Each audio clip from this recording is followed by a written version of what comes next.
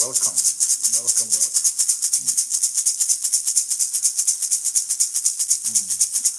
Yes.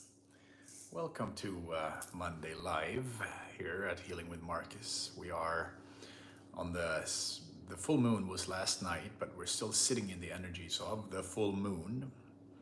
And of course, it's a beautiful energy to sit in. This is the full moon in Aries, and it is a very powerful upheaval of the energies. It's a lot of up and down, a lot of ups and downs throughout the day, throughout our society, throughout our world. Today's theme, and welcome on board. Today's theme is the nature of perception. And as long as we are in our human form, we are taking in our information on how we see the world, how we experience the world, how we experience ourselves in the world. From the beginning, as you sit more with yourself, you develop more other sensorial experiences. But the first five senses that we use to experience our world is, of course, our eyes, probably the main one. Our ears, also very big influence on us. The smell, not as big as for the dogs or other animals. There's Miss Kelly K. I'm so grateful that you're here. And I'm happy you're looking at the moon right now. The moon is amazing. Always amazing when there's a full moon, but this full moon is very powerful. Very powerful. So,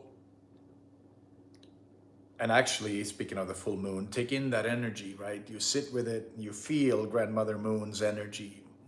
You take it into your heart. You feel the support. You feel the energetic support that comes from Grandmother Moon. And it's a beautiful experience of just both anchoring and getting power, gaining power in our lives. Yes. So we take in information through these senses: eyes, ears, nose, smell, taste, and touch. These are the five basic senses. This is how we have grown to understand the world, from those five senses in our modern day society. Ancient societies, especially more spiritually geared societies, were also using, some of us use the term right in our society, we call it the sixth sense. Or other people, we call it inner seeing, inner experiencing. Some of that has to do with the third eye, that when we open and activate the pineal gland, which is located in the center of our head, right here, behind your forehead, between your eyes, up above a little bit and in. There's a gland in there. This gland is very often not activated in our lives because most of us have never needed to activate it, and many of the frequencies in our world are actually kind of shunting that pineal gland. It's calcifying it with fluoride, for example. It's calcifying our pineal gland, but as well as the frequencies, the different Wi-Fi frequencies we have and different other kind of radiation we sit in, EMF frequencies, they are disturbing our experience of reality. This goes for when we are moving beyond the five basic senses. When we're starting to, if you look at your cat and they see things around you, sometimes they'll look up above you, they'll look over your shoulder. They see things in the energy field that we don't see it, but we might be aware of it, we may not be aware of it. This is the world of what we, in shamanic terms, would call the world of the unseen. The realm of the unseen, which could lead us into the experience of multidimensional realities, but it also opens us up to trust our intuition more. Because what it really comes down to after a while, when we've sat with our five basic senses, we start to feel that there is probably more in this world. We start to feel that at times our heart will guide us and our gut will guide us in a way that the brain and the mind and the five basic senses do not. It's very common that you can start to feel, oh, this feels good, or this doesn't feel good. And it's very, very important. It's imperative to begin to listen deep within for inner guidance and inner strength. This is how we end up gaining power in our lives. This is how we bring our awareness into our spirit. Because of course it turns out, as we sit with this information, that the idea in the Western world that the brain is all there is. Right? In our world, we think that because we have a brain, we experience the world. Because we have a brain, we think, we have expressions, we can express ourselves, we take in the information into the brain, and that brain then regurgitates and interprets the information and then brings out an action in the body or a reaction in the body or an understanding of what's going on around us. When we do that, we don't really, we forget, we don't know that your heart has its own intelligence, that your gut has its own intelligence, and that the heart and the gut will often read energetic flows. Especially the heart will be, oh yeah, I feel like I should go this way. If I listen to my heart, I feel like I should go this way. The mind might say, no, that's dangerous. We're gonna go this way because that's the safe way. And of course, it's good to take the safe way when you're on top of a roof or a mountain ridge and you're gonna fall down to your death if you're not listening to what's dangerous. But if you only listen to your mind, and see, the mind lives in retrospect usually. It builds up fear-based perceptions of our reality on the level of mind, where the mind goes, well, that was unsafe, I'm not going to do that again, I'm going to stay on the safe path. But when we stay on the safe path, we never grow. We never venture outside of the box that we have began to call life.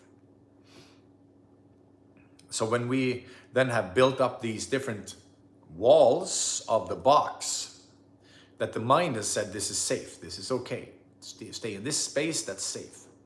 We don't venture outside of that box. We never grow.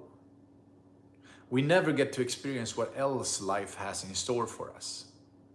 And this is sort of how society has also evolved, right? Society is fairly obsessed with security and safety. Everything has to be as safe as possible. And that's not human nature. That's not life.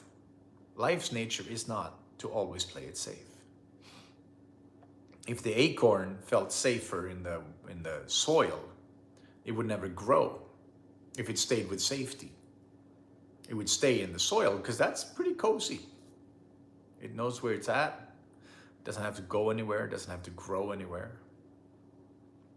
But luckily for the world, the acorn has a DNA genetic programming and energy programming that's going to help it spire up through the dirt into the sunlight and then keep growing up with the help of Father Sky and Earth Mother. This is interesting, right? Because when you look at either friends and family who always want to stay in the safe zone, you might realize and recognize that maybe these people don't want to grow. And just because they don't want to grow doesn't mean you shouldn't grow. You're here, you're listening to this right now because you have an inner calling to grow. You have an inner calling to grow in understanding of what Spirit is and what Spirit says to you. How you can expand your level of awareness. Sometimes this expansion can happen rapidly. And sometimes it happens over time.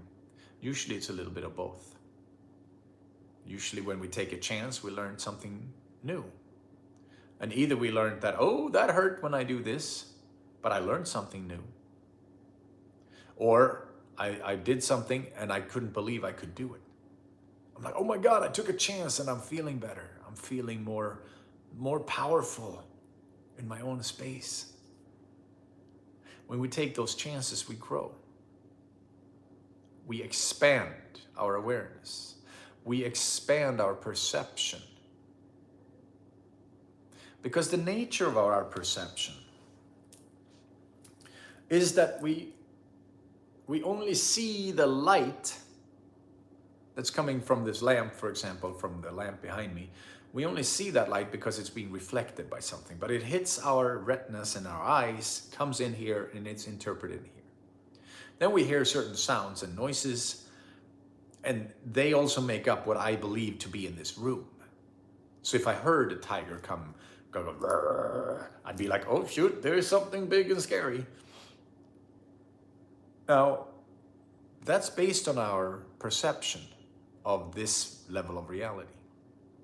Same thing with the smells, or tastes, or feels.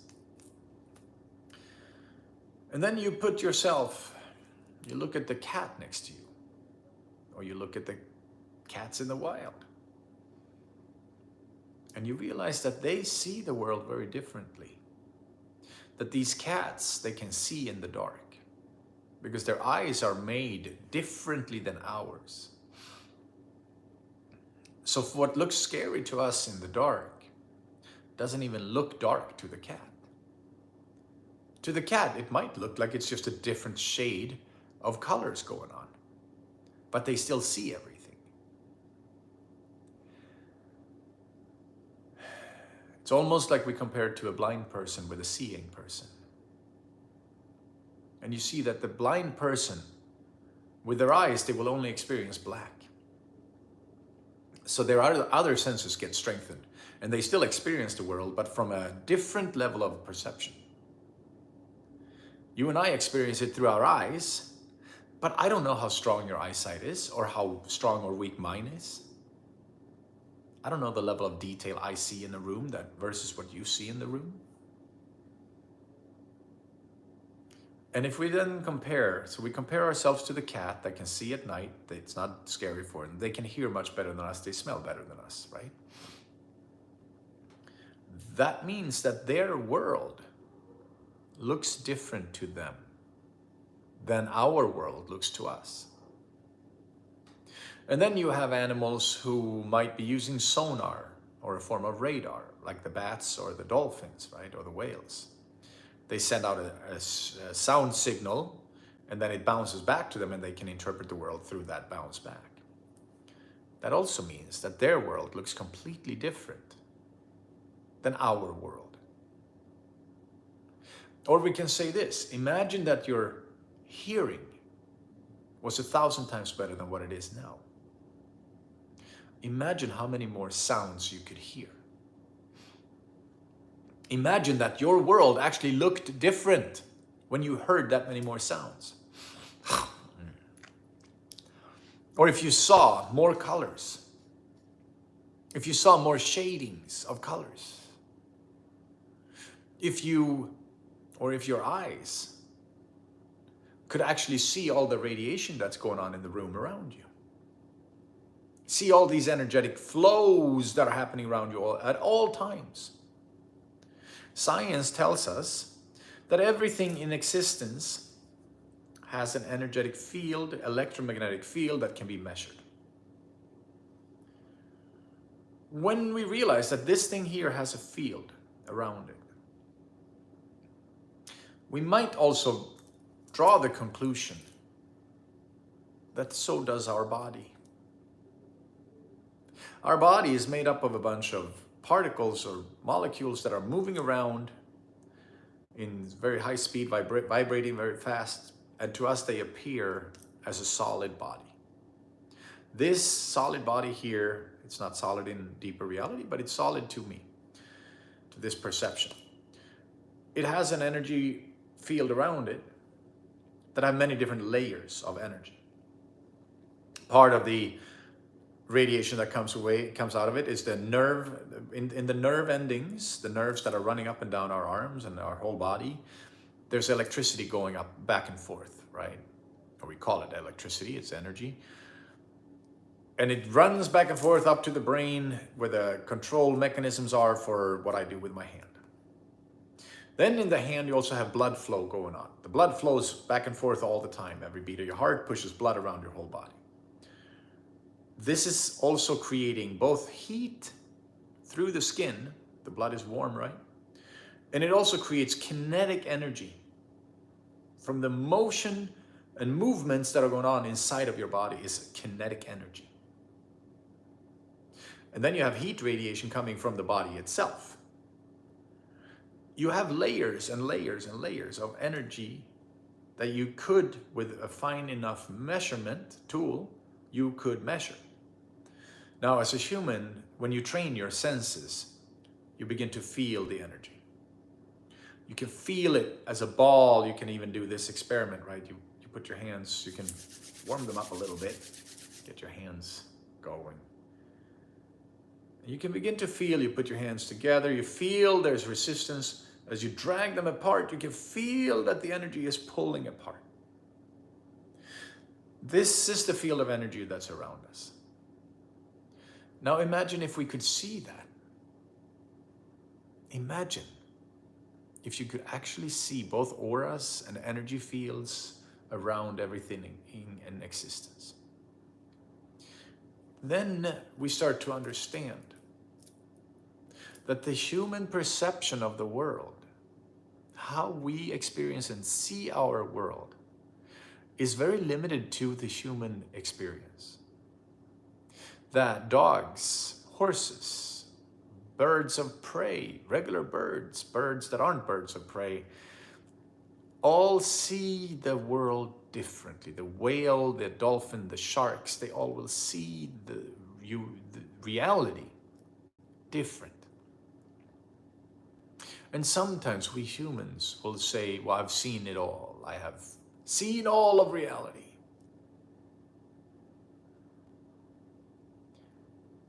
But we can't. There's no way. We can understand that we don't see all of reality. We can understand that we don't know everything that is going on in this room, in your room, in other people's rooms or lives. That when the spirit of energy is released from this physical body, that energy will be going somewhere. And often it stays in a fairly intact form, which turns out to be what we call ghosts. It's just energy sticking around. Maybe they have unfinished business. Maybe they didn't understand what happened to them. Maybe they're trying to figure out how to make sense out of life. But when you're in an energetic state, free from this human body, your perception of the world becomes very different. You now are a part of the energy field. So life looks different. It's only when we are bound by the five senses to gain information that the world looks in a very specific way.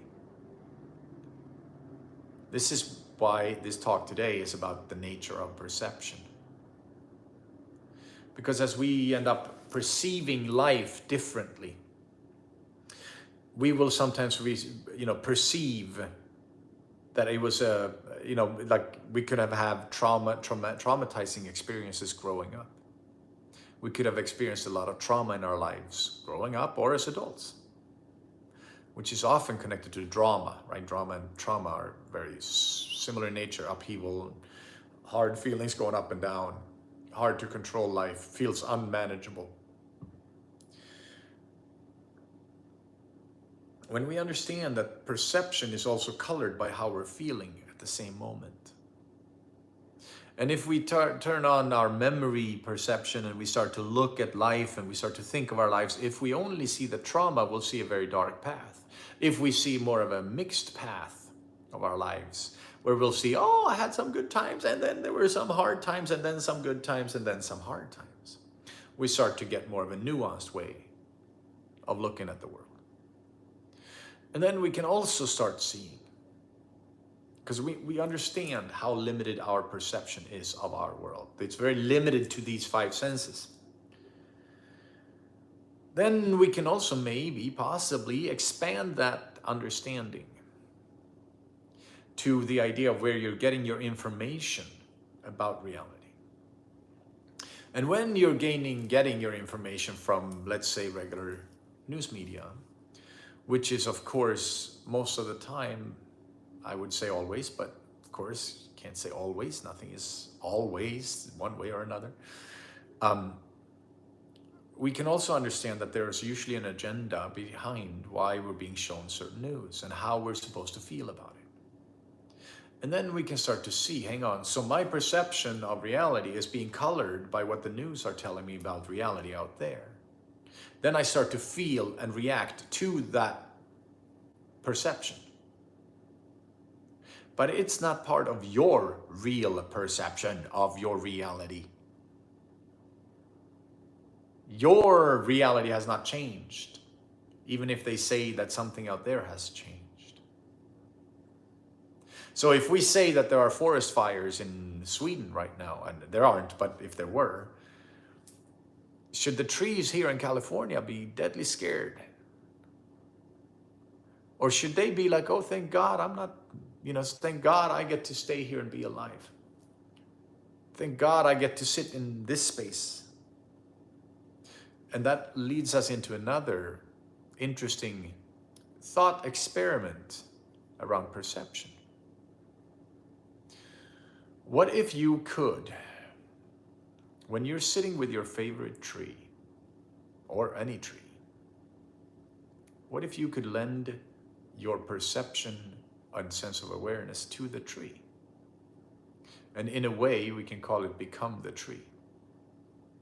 What if you could sit down and first you start to feel how the roots are in Earth Mother, the roots are deeply rooted, grounded into Earth Mother. There's energy, there's nutrients, there's water coming into the roots, going up into the tree.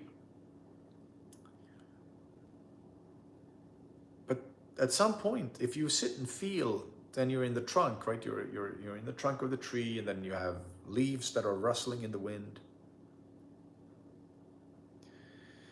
But then you realize that this tree, it doesn't really have any eyes the way we have eyes. The tree doesn't have pupils and gateways into the soul the way humans do, right? Which is how we interpret the world, through these eyes. What if that tree they're still experiencing the world,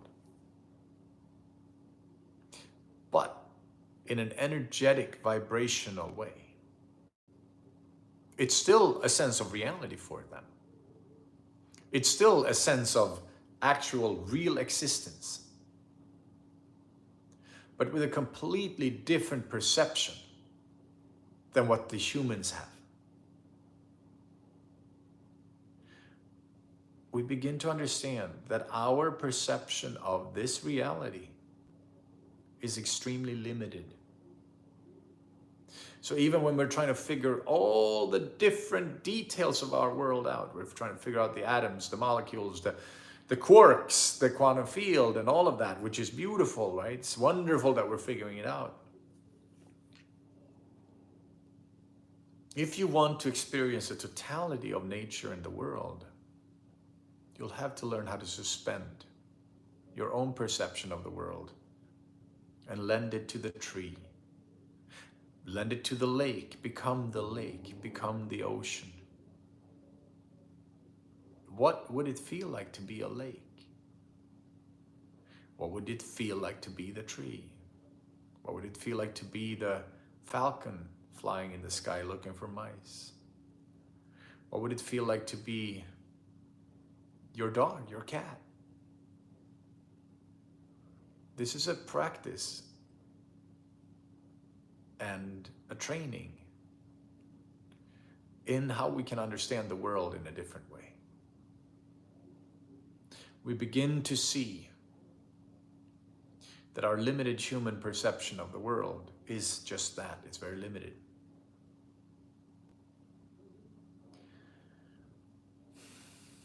So when somebody says the world looks so terrible right now, everything is going to crap, everything is horrible.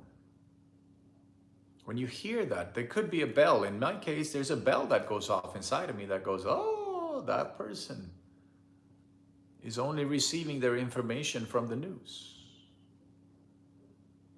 Or from other people who are also receiving their information from the news.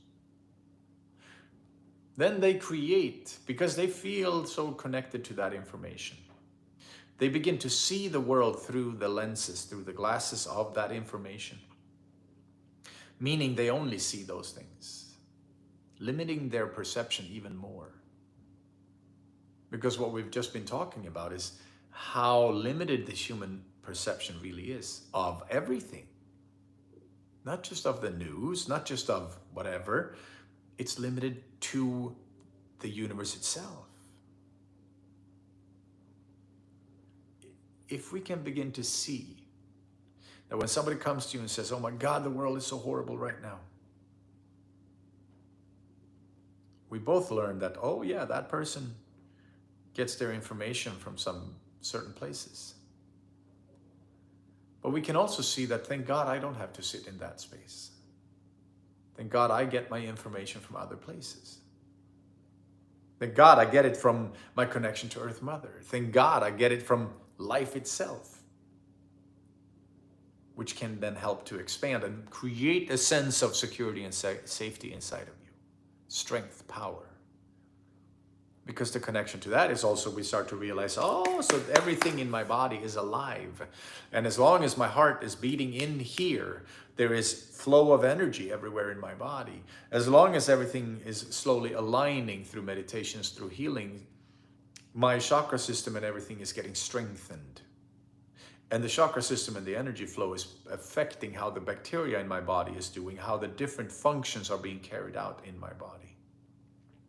So suddenly we can heal things that seemed unhealable normally. Suddenly we can go places within ourselves that we never thought was possible. The nature of a perception is like a key, that when you turn the key, you're like, whoa! Are you saying the world looks completely different than what I thought? Yes. Are you saying that I don't really see everything? Yes, absolutely. The reason we know there's Wi-Fi to the phone is because there are bars somewhere and because it's connecting to the internet. Not because we can see the Wi-Fi radiation. What if we could actually see it all? Or hear it? And on some levels we can hear and feel a lot of things. But we have to listen deeply, very deeply, to find that. We have to come from our inner stillness. And then begin to listen to the heart, listen to the gut, listen to the feelings that are coming through your body. And then the third eye, then the crown, everything. But not the information from the news and other very low vibration. It's a very basic vibration in a lot of that flow. So if you want to feel like you're expanding yourself and your life, then you begin to listen inwards. Listen to yourself.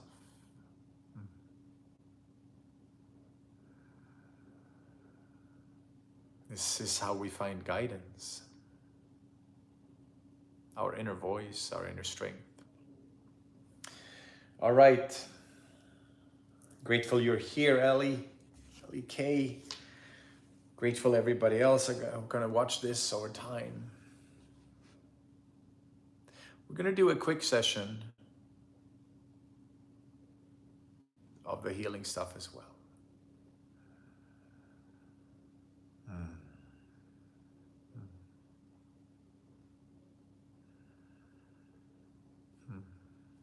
All right.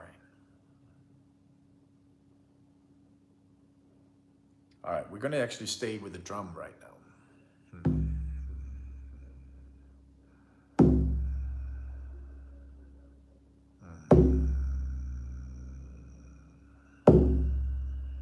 And let her pull you into your body. And from there, go flying.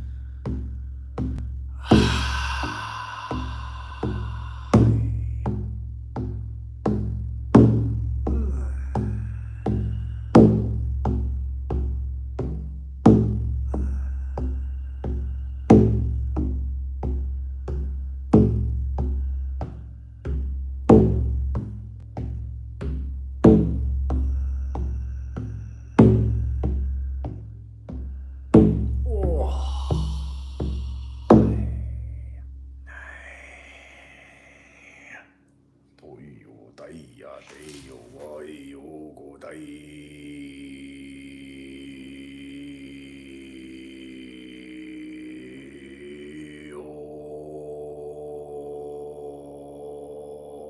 Hai. Taya. Taya.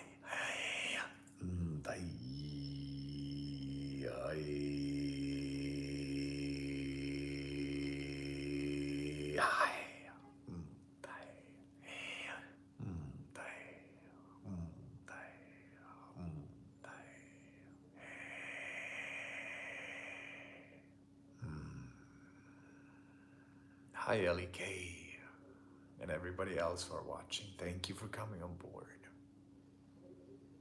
This is all the healing that's going to take place today. There may be more coming up later, not today, but another time. Friday morning, we're doing the IG Live, Facebook Live, and then next Monday, back here.